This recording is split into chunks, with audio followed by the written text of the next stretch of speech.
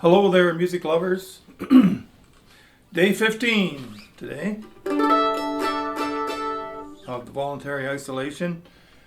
Today I want to compare two kinds of mandolins, an A style, and an F style.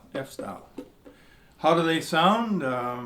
What are the qualities? And if you're looking to purchase one, which one would you buy? Okay? Now this one here, her name is Victoria. And I call her that because Jan, my wife, bought this mandolin for me out in Victoria, BC on a trip. These are made in Bozeman, Montana, and very well made.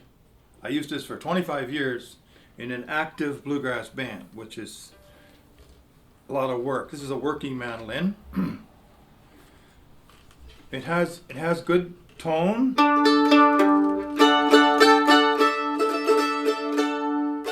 the chops.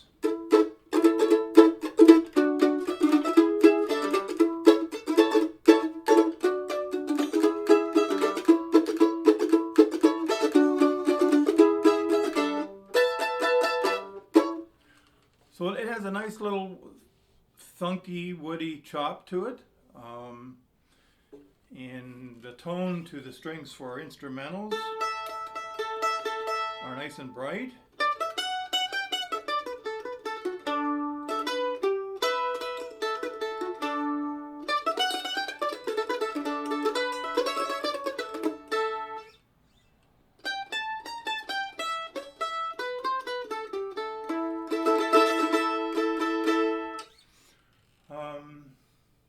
What else can I say about it? It's about a third or a little more of the price of the F style. So you save a lot of money buying one of these, and you can still get a decent sound out of them. If I was buying an A style today, I would buy them at Long and McQuaid. I would buy their Eastman. Made in China, but they sound as good as, almost as good as this flat iron.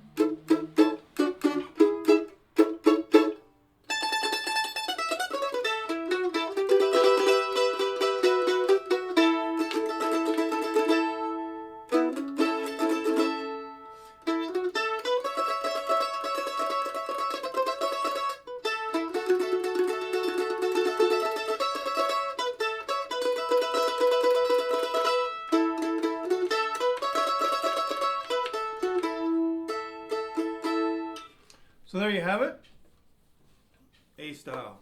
Good deal all around, and very sturdy and hardy mandolin, the flat irons.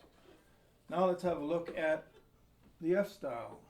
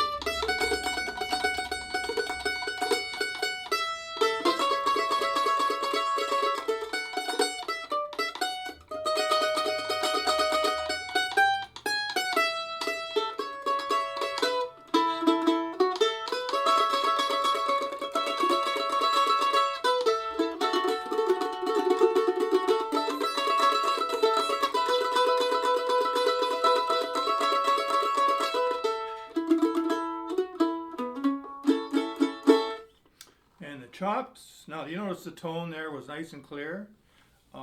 It's a wider bandwidth than the A style, the tone. Okay, here's the chops.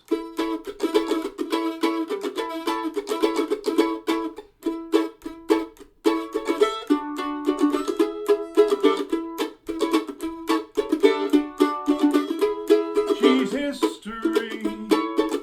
No one would give her a star on the walk. She had a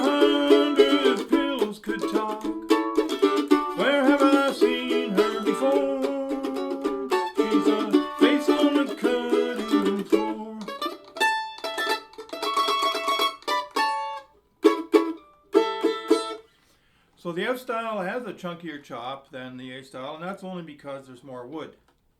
This is solid wood, this little piece here, so you do get a more of a tonal kind of chop.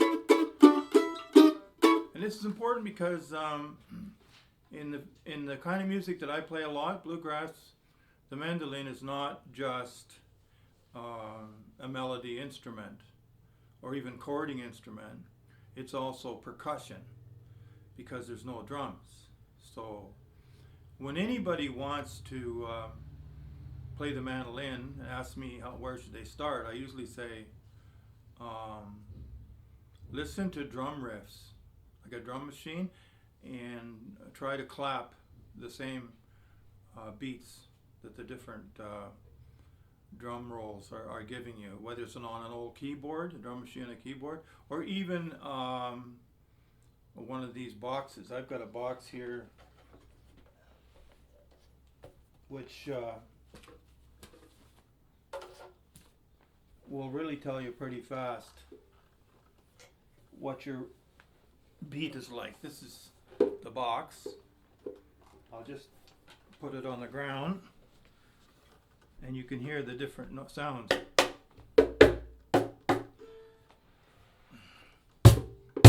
It's got a snare, which is good.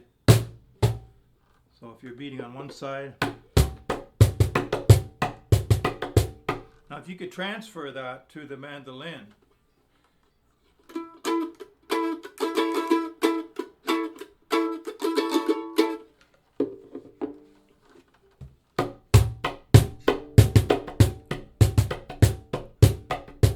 So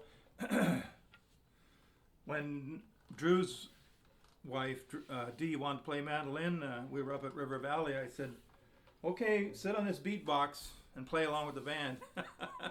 And she got a pretty good idea then of whether she could keep the beat up, especially the offbeat, because the mandolin does the offbeat, eh? The 2 and the 4 beat. So if you're going 1, 2, 3, 4, 1, 2, 3, 4, 1, 2, 3, 4, and the 2, the 1 and the 3 is the bass. Bass takes the 1 and the 3, and the mandolin takes the 2 and the 4. The boom chick, chick boom chick boom chick boom chick. Okay, there you have it. These can be quite expensive if you want a nice one. The more you spend, the nicer sound you get. This particular one is a John Dewar, and they're not cheap.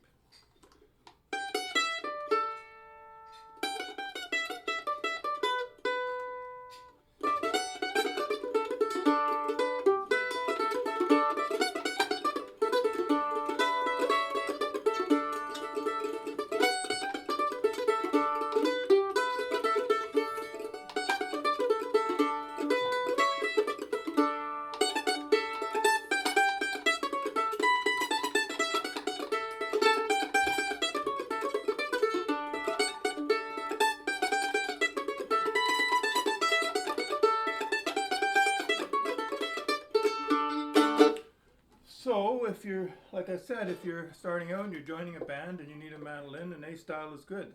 That's what I used. Initially I had an even cheaper one than this. I had an Ibanez A style.